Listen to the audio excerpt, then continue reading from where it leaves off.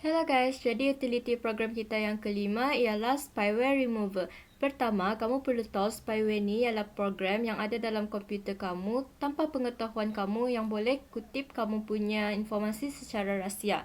Sebab tu, kita perlukan spyware remover. Okey, spyware remover ni apa pula? Okey, spyware remover ni adalah program yang akan detect dan akan delete spyware dan ada similar programs.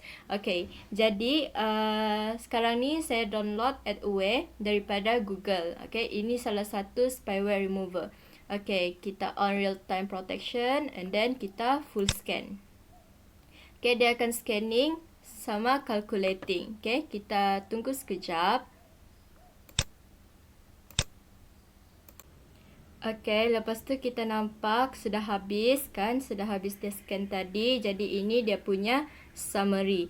Okey, kita nampak di sini ada 2 thread. Okey, lepas tu untuk clean dia, di sini ada menu. Kamu boleh pilih, tapi selalunya menu ni akan bikin confused. Jadi kita stick dengan take proper action. Lepas tu kita tekan klik and then sudah done. Okay guys, thank you for watching. Bye.